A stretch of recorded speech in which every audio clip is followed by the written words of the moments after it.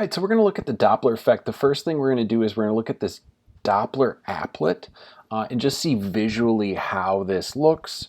We're going to talk a little bit about what sonic booms are. And then lastly, we're going to go into this equation, but we're going to do the equation in a separate video. So here we go.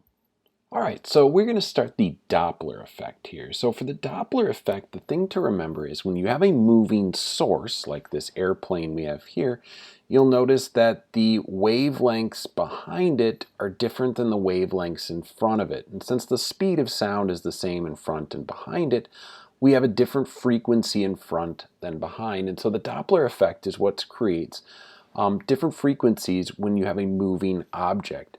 Now this also works if I have a stationary object and I have a moving listener. So in all directions you'll see the wavelengths and frequencies are the same, but if I move my cursor, as I'm moving toward it, I go through those purple lines faster than I do if I'm moving away from it. And so a moving listener can hear different frequencies based on if it's moving toward or away from the object.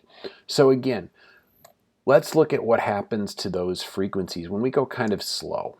So when we go kind of slow, we see that the wavelength and frequency in front and behind aren't too different.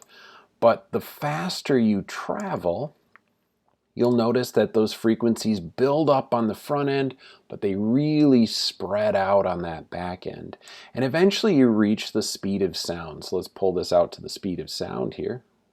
1 exactly. And you'll see that all those sound waves are building right on top of one another. And so we get that increase in amplitude over and over and over again at that front edge, and so this creates something called a sonic boom. So what we're going to do now is we're going to transition over and we're actually going to take a look at what that sonic boom, what that really high amplitude in a pressure wave looks like around an airplane traveling at that speed. All right, so here we are. We're going to take a look at that sonic boom. So as this plane comes in, it's running right around the speed of sound.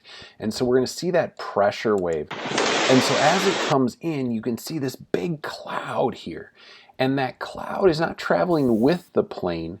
That is that sound wave that's traveling with the plane. And what happens is it compresses that air just like you would wring out a sponge, and it wrings that water out of that air with that high pressure of that sound pressure wave, forming that cloud there.